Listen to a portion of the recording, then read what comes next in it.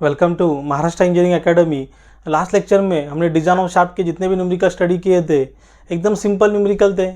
वहाँ पे आपको सिंपली फार्मूला यूज़ करना था और न्यूमेरिकल को सॉल्व करना था।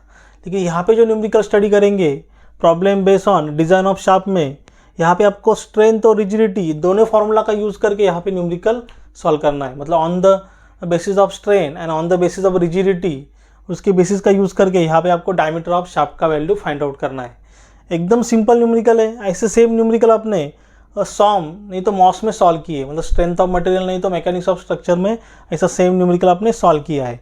सिंपली यहाँ पे आपको प्रोसीजर फॉलो करना है और न्यूमेरिकल को सॉल्व करना है। तो थोड़ा सा अलग न्यूमेरिकल है, जो बाकी जितने भी न्यूमेरिकल हमने सॉल्व किए उसके कंपेरिजन में थोड़ा सा अलग न्यूमेरिकल है, लेकिन सिंपली वही प्रोसीजर फॉलो करना है और न्यूमेरिकल को सॉल्व करना है। ऐसे ही आपको आगे आने वाले वीडियो के अपडेट्स चाहिए तो अपना जो टेलीग्राम चैनल है महाराष्ट्र इंजीनियरिंग एकेडमी उसे ज्वाइन कीजिए, उसका लिंक डिस्क्रिप्शन में अवेलेबल है। उसी के साथ आपको MSBT का syllabus, question paper and solution and subject का फुल्ली रिकॉर्डेड कोर्स चाहिए तो अपना जो एप्लीकेशन है वो एप्लीकेशन को डाउनलोड कीजिए, उसका भी लिंक डिस्क्रिप्शन में अवेलेबल है। यहाँ पे न्यूमेरिकल सॉल्व करेंगे। क्वेश्चन समर 16 के एग्ज़ाम में आया है। सोल्यूशन यहाँ पे स्टार्ट करेंगे। सबसे पहले गिवन डेटा यहाँ पे लिख लेता हूँ। यहाँ पे हमें गिवन डेटा क्या क्या दिया है। ए शाफ्ट रनिंग एट 125 RPM, मतलब आपका एन का वैल्यू कितना है 125 RPM। स्पीड एन का वैल्यू कितना है 125 RPM। Transmit 440 kilowatt. आपका पावर का वैल्यू कितना है 440 किलोवाट। वैट में कन्वर्ट करेंगे 440 into 10⁻³ watt. Find diameter of shaft D if allowable shear stress in a shaft material is. shear stress का वैल्यू दिया है 55 newton per mm²। And angle of twist not more than 1 degree, theta का value दिया है यहाँ पे आपका value degree में है, उसे रैड में कन्वर्ट करेंगे। सिंपली क्या करेंगे 1 इंटू π/180। तो यहाँ पे आपका थीटा का वैल्यू आएगा 1 into π/180 0.017 rad. 0.017 rad. Then length of 16 times of D. देखिए यहाँ पे जो लेंथ दिया है शाफ्ट का, length is equal to 16 times of D. Take G का वैल्यू, मतलब modulus of rigidity 0.80 into 10⁻⁶ newton per mm²।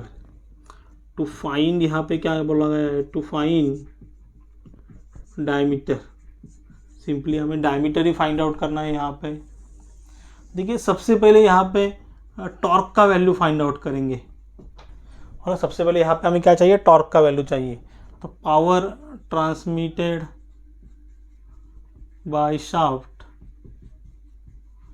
Power transmitted by shaft P is equal to 2π/60। तो आपका पावर का वैल्यू कितना है 440 into 10⁻³ into 2 into pi into N का value कितना है, स्पीड 125। देखिए आपका जो टी का वैल्यू होता है मीन नहीं तो एवरेज होता है, और टी का वैल्यू क्या होता है, मीन नहीं तो एवरेज होता है। अगर आपको मैक्सिमम टॉर्क बोला है तो वहाँ पे कंडीशन मेंशन किया होता है, तो यहाँ पे कोई भी कंडीशन मेंशन नहीं किया है टॉर्क का। Increase the torque bye 20%, increase the torque bye 30%। तो इस टी एवरेज आपका क्या होगा, टी मैक्सिमम होगा। तो टी रख देता हूँ उसे यहाँ पे divide by 60।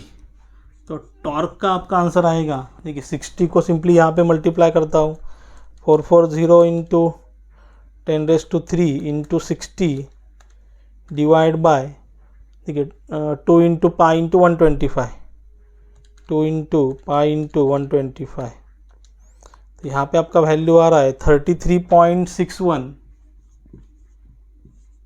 Into 10⁻³ Newton metre. ध्यान में रखिए जब भी पावर का फॉर्मूला यूज़ करके हम टॉर्क का वैल्यू फाइंड आउट करते हैं तो वैल्यू आपका न्यूटन मीटर में आता है, देन उसे कन्वर्ट करेंगे न्यूटन mm में। एक बार कैलकुलेशन क्रॉस चेक कर लेता हूँ। 440 into 10⁻³ into 60 shift divide by pi into 2 into 125।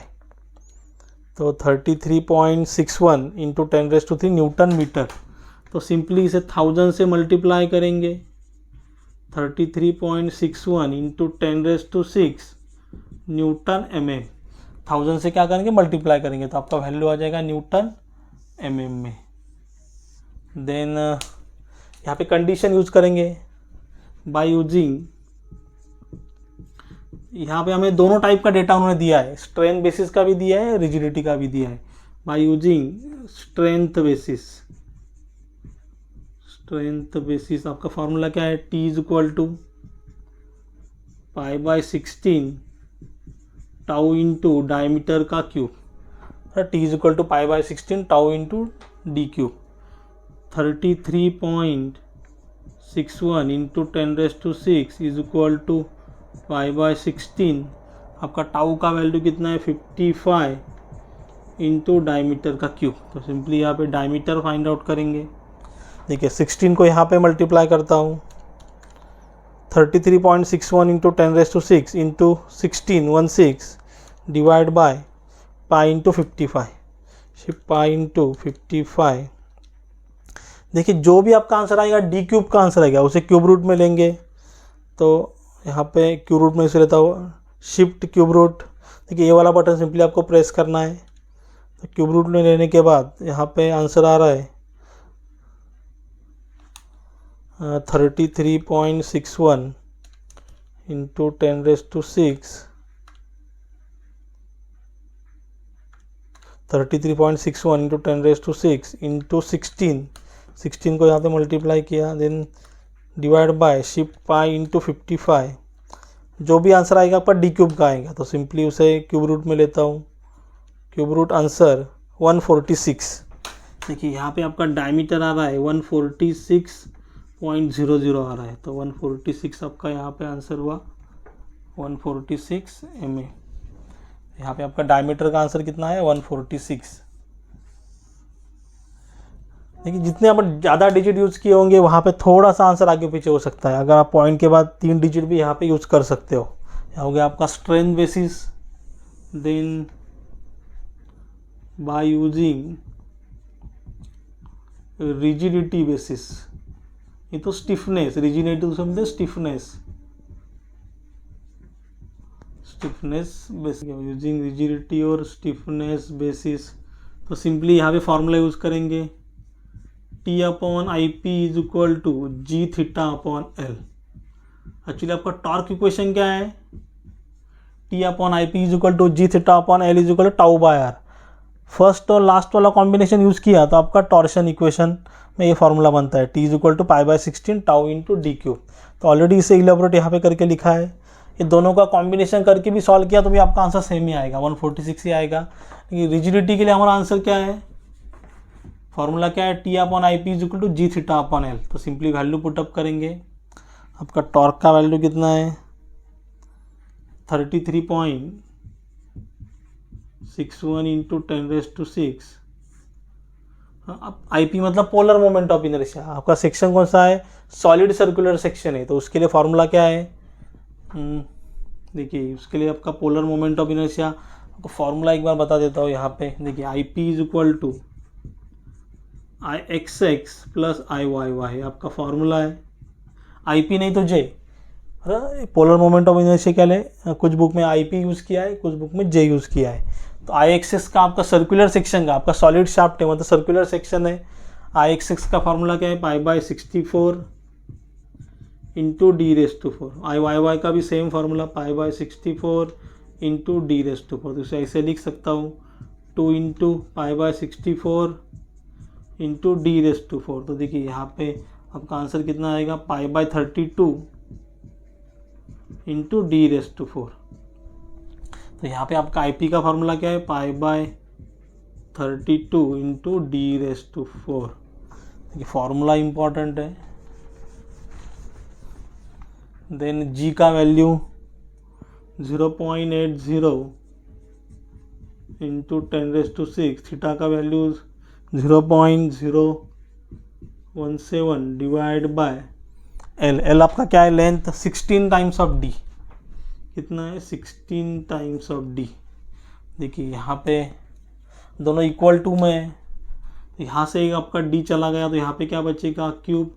यहाँ से आपका एक डी चला गया, तो सिंपली यहाँ पे कैलकुलेट करता हूँ। देखिए 16 यहाँ पे मल्टीप्लाई होगा, 33.61 into 10⁶ into 16, then π/32 into D cube, यहाँ पे मल्टीप्लाई होगा 0.80 इंटू 10⁶ इंटू 0.017। डायरेक्टली भी कैल्सियम में कर सकते हो। देखिए यहाँ पे डी का वैल्यू फाइंड आउट करता हूँ। देखिए 32 यहाँ पे मल्टीप्लाई होगा, 33.61 इंटू 10⁶ इंटू 16 इंटू 32। देखिए 32 को यहाँ पे मल्टीप्लाई किया, यानी shift pi into 0.80 into 10⁶ into 0.017। देखिए जो भी आपका आंसर आएगा और डी क्यूब का आंसर आएगा तो उसे क्यूब रूट में लेंगे, तो क्यूब रूट आंसर, तो यहाँ पे आपका वैल्यू आ रहा है 33.61 into 10⁶ into 16 into 32 divide by shift pi into 0.80 into 10⁶ into 0.017। तो यहाँ पे जो भी आंसर आएगा क्यूब रूट का आएगा, आंसर क्यूब रूट करेंगे तो 73.84 मतलब अप्रॉक्सीमेटली 74 mm। तो यहाँ पे आपका डायमीटर कितना है, 74 mm। तो यहाँ पे दो आपके डायमीटर आए हैं, तो उसमें से क्या करेंगे, select maximum size of diameter, select, क्योंकि जितना डायमीटर का साइज बड़ा होगा उतना वो सेफ होगा। Select maximum size of diameter, तो यहाँ पे आपका डी का वैल्यू है 146 mm। डी का वैल्यू है 146 mm। एकदम सिंपल है। ऐसे न्यूमेरिकल आपके एग्जाम में आते हैं 6 to 8 मार्क्स के लिए। अगर इसमें कुछ भी डाउट रहेगा तो आप मुझे कमेंट में बता सकते हो। और वीडियो अच्छा लगा होगा तो चैनल को लाइक शेयर और सब्सक्राइब कीजिए। साइड में जो बेल आइकन बटन है उसे प्रेस कीजिए, तो हमारे नेक्स्ट आने वाले वीडियो की नोटिफिकेशन आपको सबसे पहले मिलेगी। Thank you.